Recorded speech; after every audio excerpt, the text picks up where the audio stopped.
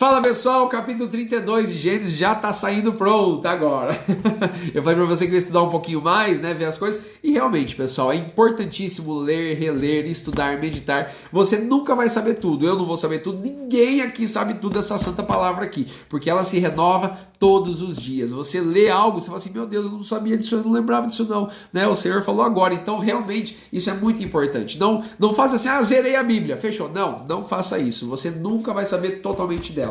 Essa palavra é viva e eficaz. Todo dia ela tem algo para você, tá bom? Então não fique com esse sentimento no seu coração de que você precisa ler ela inteira e fechou. Não. Você precisa ler ela todo dia, meditar nela todo dia, crer nela todo dia, viver ela todo dia, tá bom? Esse é o que é o importante. Então vamos lá, pro capítulo 32, aí o tempo já tá passando aqui, ó. Só para você relembrar, Jacó e Labão se separam em paz, né? Deus deu aquela cutucada lá em Labão, falou, não vai falar nada de errado para ele, né? Pelo amor de Deus. E deu tudo certo, né? Acabaram em paz, foram, e Jacó tem que voltar agora para a terra, né? De Isaac, de Rebeca e tudo mais. Só que aí acontece o seguinte, nessa volta ele tem que passar pela terra do seu irmão, Esaú, né? Porque Jacó está voltando com suas mulheres, com seus filhos, com seu gado, com seus servos, com tudo que ele tinha nesses 20 anos aí lá na terra de Labão. Só que o que acontece, né? Obviamente, 20 anos atrás, lembra que Esaú ameaçou ele, foi atrás dele, Jacó fugiu e o medo bateu. Isso é normal do ser humano. Eu e você temos medo em muitas situações. Não tem como você falar assim, eu não tenho medo de nada. Não. É mentira isso, você tem medo em algumas situações sim, cada um reage de uma forma, mas você falar que você é 100% corajoso, não, isso não existe. Em algum momento aí você vai ficar ansioso, vai ficar nervoso, vai ficar com medo, e uma situação como essa se coloca no lugar aqui de Jacó, pelo amor de Deus, né? Esaú eu tinha ameaçado naquela época, né? Então como ele vai passar de novo ali, Jacó envia mensageiros lá para a terra dele, né? E tenta amansar as coisas, né? Fala que ele está passando, né? E que agora ele tem bois, ele tem jumentos, ele tem uma grande quantidade de animais, né? E que está enviando, né? Para o seu senhor, ele fala ali, né? Até amansando toda a situação, né? Só que os mensageiros voltam para Jacó e falam, olha, a gente se encontrou com seu irmão e ele também quer te encontrar. E com ele estão vindo 400 homens. Ponto. Acho que eu e você, qualquer um, ia já tremer aí, né? na base, porque realmente tá voltando, né? Com 400 homens. Não falou mais nada. Versículo 7. Então Jacó temeu muito e angustiou-se e repartiu o seu bando em dois. Olha só, aí já começa aquela coisa na cabeça, né? Não, eu vou fazer isso, não, eu vou fazer aquilo, eu preciso disso, eu preciso daquilo, não, eu vou falar assim para ele. Isso é no dia a dia nosso, né? Com certeza você vive isso no seu trabalho, nos problemas que vão surgindo, né? Alguma situação, você já começa a criar situações na sua cabeça que às vezes nem aconteceu. Então é um ensinamento para mim e para você, né? Eu acho que, em primeiro lugar, nós temos que buscar a orientação do Senhor. A gente sabe que isso ocorreu aqui, né? Então, poxa, o irmão dele tá voltando tudo, primeira coisa que tem que fazer é buscar o Senhor. E é interessante isso, né, que vai ser a primeira vez, né, no Velho Testamento que uma oração descrita pelo seu próprio autor tá aqui, ó, que é a oração de Jacó, né? E é uma oração exemplar para mim e para você, tá? Realmente a gente tem que prestar muita atenção nessas palavras aqui, porque realmente é uma oração que dá a se entender, né, que ele quer buscar o Senhor mesmo, porque ele não se conforma com isso, ele está com medo pela sua família, pelos seus filhos, e mais ainda, né, Jacó sabe que a promessa do Senhor é para ele, é para sua genealogia, para os seus filhos, então ele tem aquele instinto natural de proteção, então ele vai lá e pede ao Senhor, né, versículos 9, 10, né, ele pede que livra da mão do seu irmão, né, porque ele o teme, ele não quer que fira a sua família, né, e tudo mais, mas ele também agradece nos primeiros versículos, né, pô, Deus de meu pai, Deus de meu pai Abraão, de meu pai Isaac e tudo mais, né, então realmente é uma oração ali que se você ler com calma, você vai falar assim, poxa vida, né, precisou ter um medo desse para ele já ir buscar o Senhor direto, e é verdade, pessoal, quantas vezes eu e você a gente às vezes deixa de orar, deixa de falar com o Senhor, mas quando vem uma situação crítica, aí a primeira coisa que a gente faz é dobrar os joelhos, é falar, Senhor, eu preciso de Ti. Então assim, isso é um ensinamento para mim e para você. Todos os dias nós temos que dobrar os nossos joelhos. Todos os dias temos que buscar o Senhor em oração.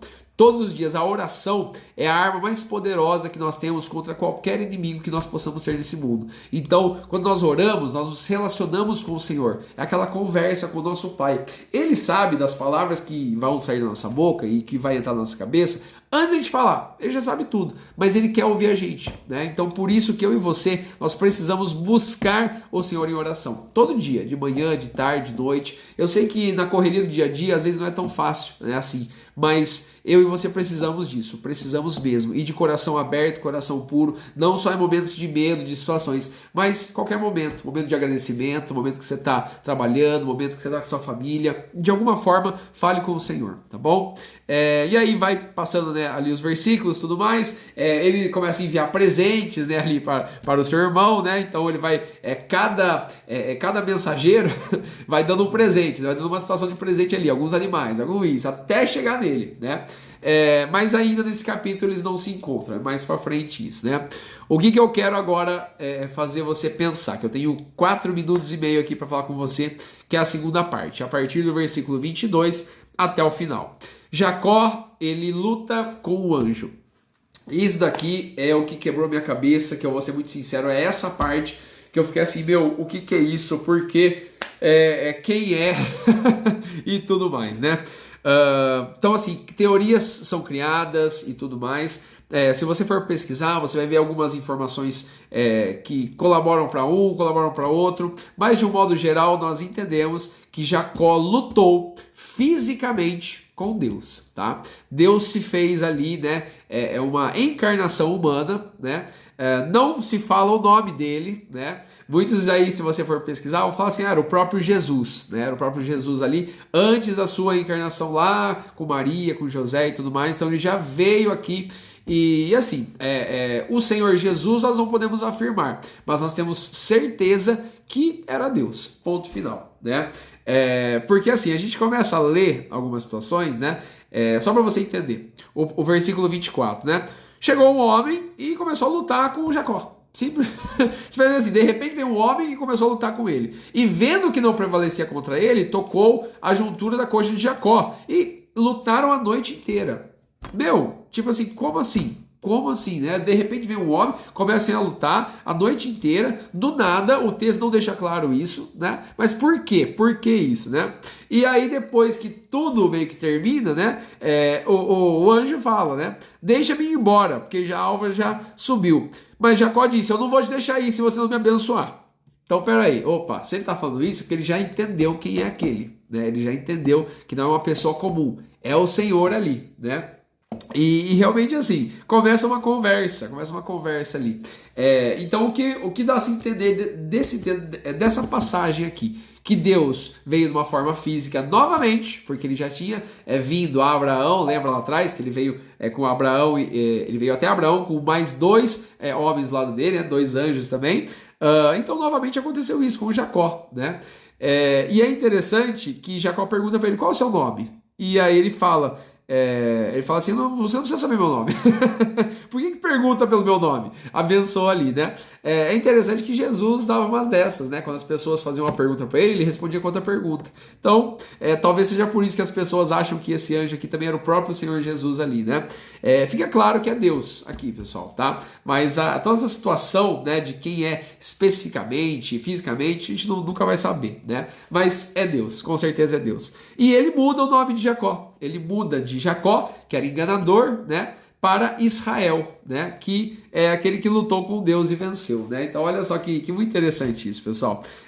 Quando você entende esses versículos, quando você lê essa história, então é do 22 ao 32, né? Você fica com algumas dúvidas. Você fala assim, poxa, mas não tem sentido lutar com Deus, não tem sentido Deus chegar do nada, não tem sentido Deus ter perdido essa luta, mas não é assim, né? Deus ele meio que perdeu de propósito, para fazer o quê? Para mudar toda a história de Jacó. Jacó precisava desse chacoalhão, Jacó precisava dessa bênção, né? Porque agora ele ficou manco, né? Então, Deus sabe muito bem como tratar os seus filhos, né? E Deus, tirando o nome de Jacó, que era enganador, e agora passou para o nome de Israel, ele mudou a pessoa de Jacó. Jacó abriu a sua mente, abriu os seus olhos, é uma nova pessoa. É isso que Deus quer fazer comigo e com você. Esse que é o foco, né? Deus, ele cria situações na nossa vida que nós vamos lutar, nós vamos batalhar, e nós precisamos insistir, como Jacó insistiu a noite inteira lutando, para vencer e mudar. Esse é o foco aqui, tá bom? Tem muito mais para se falar, muito mais. Mas eu quero que você medite, que você pesquise, que você creia nisso, que Deus, ele foi até Jacó para mudá-lo, assim como ele quer me mudar e te mudar para estar mais perto dele, tá bom?